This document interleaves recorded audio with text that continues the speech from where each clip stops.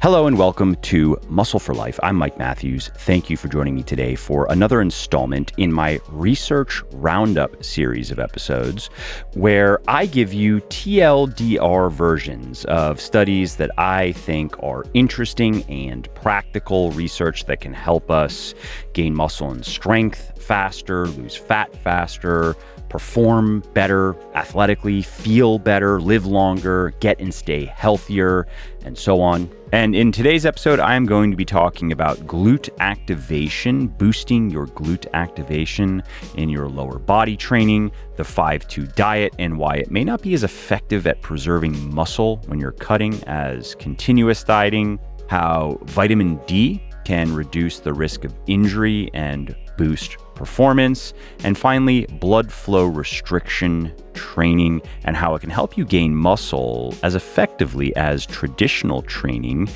even if you use much lighter weights and you don't train to failure. Before we get to it, did you know that you don't need supplements to build muscle, lose fat, and get healthy? That you don't need any pills, powders, and potions whatsoever if you know what to do in the kitchen and in the gym. You can get into fantastic shape without supplements and stay that way for the rest of your life. But if you have the budget and if you have the inclination, the right supplements can help. And that's why over 300,000 discerning fitness folk have chosen my sports nutrition company, Legion. Well, that's not the only reason why they chose us. They also chose us for our 100% natural and science-based formulations, our fanatical customer service, and our no-hassle 100% money-back guarantee. Now, what do those things mean exactly? Well, by all natural, I mean every product of mine is 100% naturally sweetened and naturally flavored and contains no artificial food dyes or other chemical junk. And by science-based formulations, I mean that every ingredient in my supplements is backed by peer-reviewed scientific research demonstrating clear benefits, and every ingredient is included at clinically effective levels, which are the doses used in those scientific studies. And I like to say that we are fanatical about our customer service because our policy is to do whatever it takes to not only make our customers happy, but to help them reach their fitness goals. That's why, for example, everyone on my customer experience team is a certified personal trainer, and they are there to not only answer product-related questions and help people with their orders, but also to answer any and all questions they might have about diet and about training. You know, the questions that are actually more important than the questions about supplementation. And our money-back guarantee is really simple. If you don't absolutely love our stuff, you let us know and you get a prompt and courteous refund. No forms, no return is even necessary. So if you want to add some all-natural, science-based supplements to your regimen that can help you build muscle, lose fat, get healthy, you want to try Legion today, just head over to buylegion.com, BUYLegion.com. And if you use the coupon code MUSCLE at checkout, you will save 20% on your first order. And if it is not your first order with us, you will get double reward points on that order. So you will get 10% cash back instead of 5%. And remember, if you don't absolutely love our stuff, just let us know and we will give you your money back. No questions asked, or we will send you something else if you'd rather try something else. So you really have nothing to lose. Go to buylegion.com now, use the coupon code MUSCLE at checkout to save 20% or get double reward points if it is not your first order, and try my supplements risk-free. Okay, let's start with glute activation when squatting. Do glute activation exercises boost glute activation when you squat? Well, the study I am going to be discussing is called Activation Training Facilitates Gluteus Maximus Recruitment During Weight-Bearing Strengthening exercises, and this was published on February 9th, 2022 in Journal of Electromyography and Kinesiology. And I'm excited to talk about this because activation exercises are popular right now. Glute activation exercises are certainly popular. Every day I'm in the gym, I see at least a couple of women, usually younger girls, doing glute activation exercises before or sometimes in between bigger exercises that they're doing, different squats and other lower body compound movements.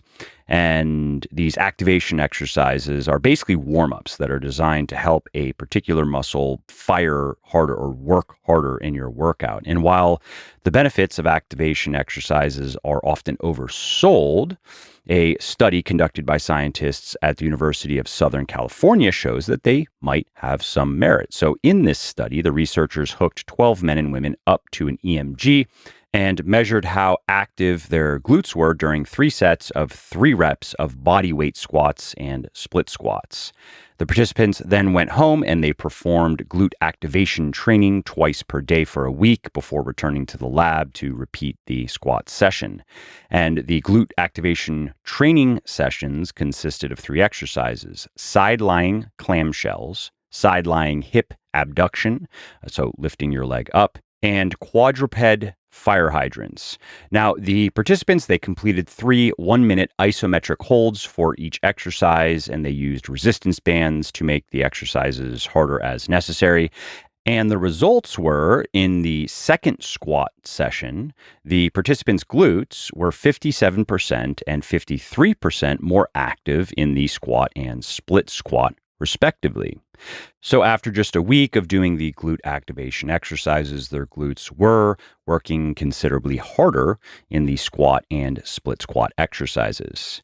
Now, it is important to remember, though, that more muscle activation does not always lead to more muscle growth. But given that these glute activation exercises are low risk, you are not going to get hurt doing them unless you really go out of your way to do them incorrectly, then including them in your workout routine, if you are trying to maximize glute growth, that might yield positive results. And so if you are very focused on growing your glutes, you might want to do what the participants did in this study: daily glute activation exercises. Again, what they did is 3 one-minute sets, so isometric holds, 3 one-minute isometric holds of side-lying clamshells, side-lying hip abduction, abduction, so away from the middle of the body, and quadruped fire hydrants. And use resistance bands if you can hold positions for a minute easily. It should be quite hard at 1 minute. So you want to find the right amount of resistance for you to allow you to progress in the exercises. The idea isn't to just do them, but to progress in them always. Now, I should mention that one counter argument to doing that is that any possible benefits from glute activation exercises might disappear as you get stronger on exercises like the barbell squat, for example, which forces your glutes to activate regardless of how sleepy they might be. And so it's possible that doing body weight warm-up exercises or even resistance band warm-up exercises for your glutes every day, oftentimes people do them in the gym, which is okay. Although if you are fatiguing your glutes to any considerable degree before you squat, that is probably going to impair your performance on the squat. So just something to keep in mind. But regardless, it's possible that as you get stronger, doing those exercises is like trying to blow on a bullet to make it fly faster. Okay, let's move on to the next study, which is on the 5-2 diet. And this diet may not be as effective at preserving muscle while cutting as continuous dieting. And the paper I will be referencing is called Intermittent Fasting and Continuous Energy Restriction Result in Similar Changes in Body Composition and Muscle Strength when Combined with a 12-week resistance training program. And this was published on January 27th, 2022 in European Journal of Nutrition. So what is the 5-2 diet? Let's just answer that one quickly. Well, this is an intermittent fasting diet where you eat normally for 5 days and then you severely restrict your calories for 2 days, normally 500 or 600 calories or so on those 2 days. And so that's your week, 5 days of normal eating and then 2 days of severe calorie restriction. And diets that involve any type of extended fasting periods have become very popular these days, particularly as a weight loss strategy. But many people who don't want to just lose weight, but who want to lose fat and not muscle, which should be everyone's goal, really, improving body composition, many of those people are reluctant to try diets like the 5-2 diet and other intermittent fasting protocols because it's unclear how good they are for preserving muscle. And so this study, which was conducted by scientists at Swinburne University of Technology, investigated that concern with the 5-2 diet. And so researchers split 17 untrained 18 to 45-year-old men and women into two groups. You had a continuous diet group that maintained a 20% calorie deficit and consumed 1.4 grams of protein per kilogram of body weight per day. And you had a 5-2 diet group who ate at maintenance calories 5 days per week, and then a 70% calorie deficit on the other 2 days. And the 5-2 group also had to consume 1.5 grams of protein per kilogram of body weight per day on their non-fasting days. And then on their calorie restricted days, they were to get all of their calories between 12 p.m. and 6 p.m. and eat 1.1 to 1.2 grams of protein per kilogram of body weight per day. And this regimen, this dietary regimen, ensured that all participants averaged a daily calorie deficit of 20% across the week and consumed an average of 1.4 grams of protein per kilogram of body weight per day, which is slightly below optimal, but it's not terrible. The participants also performed a strength test at the beginning and the end of the study, which consisted of a 3-rep max test on the bench press and leg press and a single set of as many reps as possible on each exercise using 70% of their 1-rep max. In addition, the participants performed 3 resistance training sessions per week consisting of 3 sets of 12 to 15 reps of push-ups, squats, rows, lunges, biceps curls, and dips. And the results of the strength tests revealed what you would expect. Both groups gained about the same amount of strength, but this is likely because all the participants were new to resistance training and therefore they were hypersensitive to its strength-building effects. The body composition results were a little more interesting, though. According to DEXA scans taken before and after the trial, both groups lost about the same amount of weight and retained about the same amount of muscle. However, results from the ultrasound and the CT scans showed that the group that dieted continuously experienced larger increases in a few measures of muscle size. And while most of these differences failed to reach statistical significance, they probably would have if the study would have lasted longer than 12 weeks.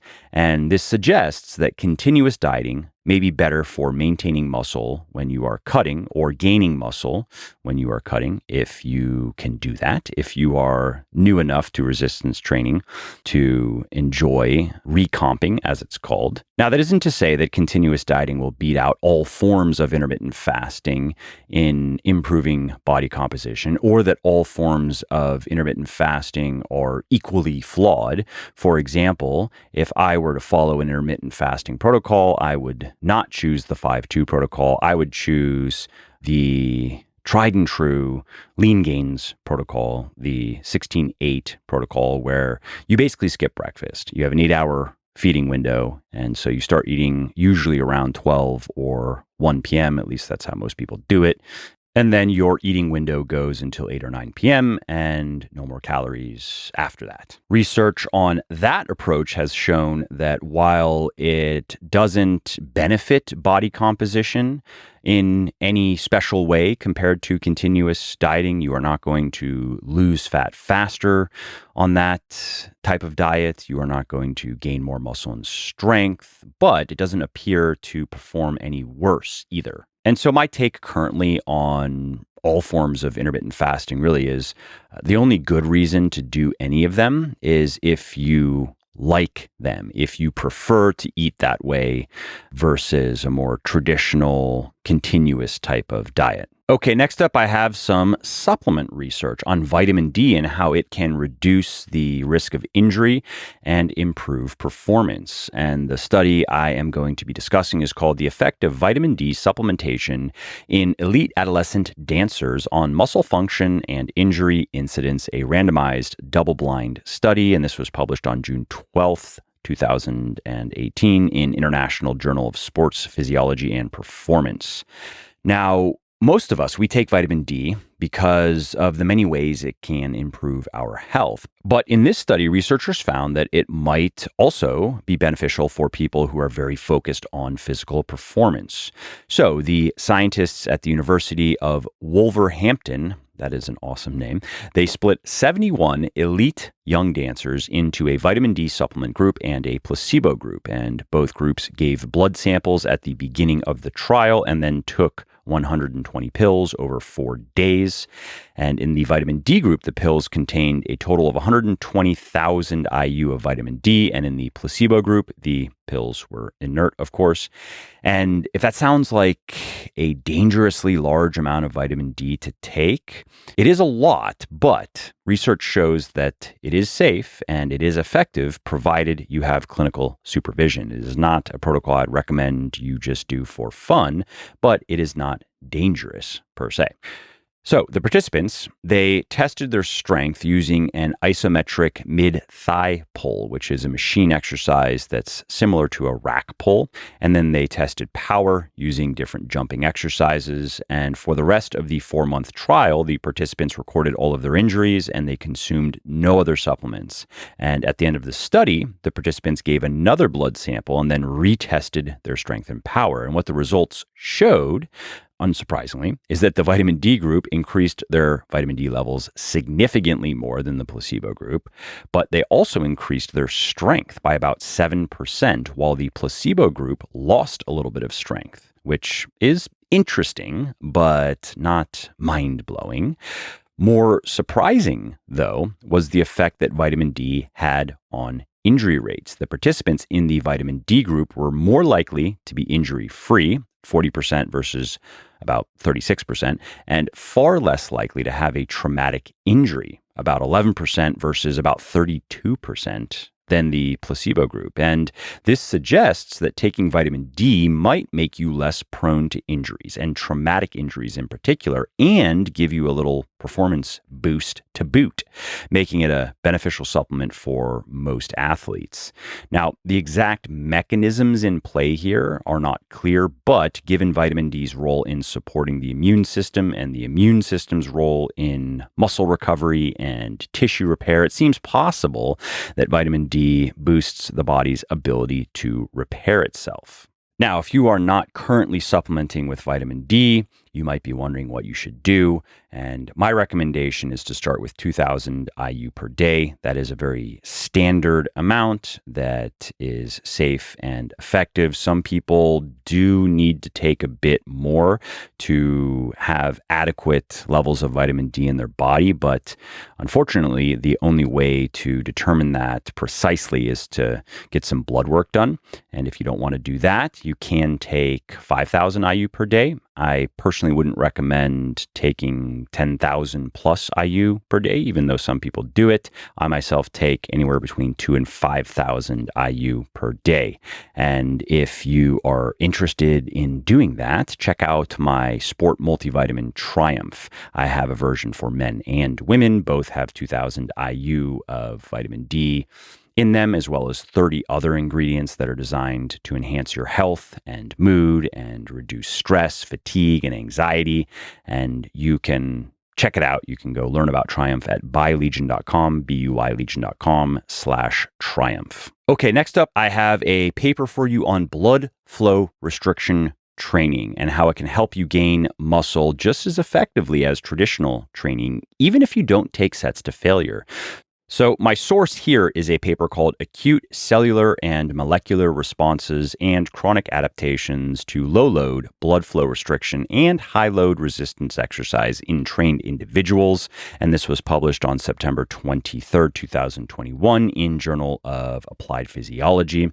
And blood flow restriction training is an interesting topic because there are several studies now that show that it is a perfectly workable training technique. It probably deserves more attention, specifically for certain use cases that I will get into in a few minutes. But you don't see many people doing it, probably because it looks kind of silly. It looks like it is a waste of time, maybe even dangerous, but it is neither of those things. Now, in this study, scientists at the University of Queensland compared the effects of training with light weights and BFR and training with heavy weights without BFR. So that's traditional strength training on strength and muscle growth. They also examined other various molecular processes, but we don't have to get into those here. So the researchers, what they did is they split 21 experienced male and female weightlifters into a BFR group and a traditional training group, and then they instructed them to perform 3 lower body training sessions per week, consisting of squats, leg press, and knee extensions on days 1 and 3, and Bulgarian split squats and knee extensions on day 2. The high load group, they began the study using weights that were about 75% of their 1 rep max for each exercise, and they did 4 sets of 8 reps with 2 minutes of rest in between the sets. And then the BFR group, they started using weights that were about 30% of their 1 rep max for each exercise and did 1 set of 30 reps followed by 3 sets of 15 reps with 45 seconds of rest in between sets. All the participants recorded how many reps in reserve they had after each set, meaning how many good reps left did they have, how close to muscular failure were they going. And participants in the high load group, they increased their weights if they had more than 2 reps in reserve after 2 consecutive sets. And then participants in the BFR group, they increased their weights if they had more than 4 reps in reserve after 2 consecutive sets. And what the results showed is that the squat 1 rep max increased in both groups, though it increased significantly more in the traditional training group. So 9 kilograms in the BFR versus 19 kilograms in the traditional group. And quad muscle size also increased about the same in both groups. And so the main takeaway from all of that is that BFR training is just as effective for building muscle as traditional strength training, despite using much lighter weights and not taking each set to failure. And while it was not as effective at increasing strength, that's not surprising, of course, because strength is highly specific to the rep range that you train with. If you want to get strong, you want to do a lot of 1s, 2s, 3s, 4s, 5s, and 6s, and not a lot of 7s and 8s and beyond. And so then, should you be doing a lot of BFR training in the gym? No, not necessarily. There are a couple of situations where I think it makes sense to include BFR in your routine. If you have an injury, for example, and you are not able to use your normal training loads, BFR is a great way to get in effective training while healing. It also can help you get in more volume. So let's say you are doing 15 to 20 hard sets per week for one of your limbs, which of course is another drawback of BFR. You can only do it with your limbs, with your arms and legs. But let's say you are doing about as much volume of normal, straight, heavy working sets as you can, which is 15 to 20 hard sets per week. If you try to do more than that for too long, you're probably just going to get hurt, and you are not responding to that amount of volume because you are a very experienced weightlifter and you have been doing that amount of volume for some time now and your body has simply adapted to it. You could add a few blood flow restricted sets per week to get in some additional training stimulus without the additional wear and tear that normally comes from more volume. And I should also mention that as you become a more experienced weightlifter, the most reliable way to continue gaining muscle is to continue gaining strength, to get stronger. The correlation between strength and size becomes a lot stronger as you get more experienced. And so while this study does show that over the course of a couple of months, you can gain more or less the same amount of muscle with BFR versus traditional strength training, if we were to do a study for 9 months or several years, I would bet a shiny shekel or 3 that traditional strength training will win bigly in strength gain, of course, but will also win in muscle growth.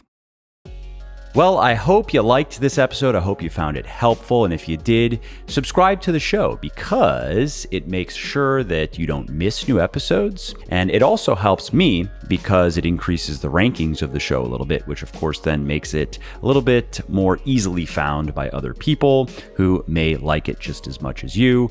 And if you didn't like something about this episode or about the show in general, or if you have ideas or suggestions or just feedback to share, shoot me an email, mike@muscleforlife.com, muscleforlife.com, and let me know what I could do better or just what your thoughts are about maybe what you'd like to see me do in the future. I read everything myself. I'm always looking for new ideas and constructive feedback. So thanks again for listening to this episode, and I hope to hear from you soon.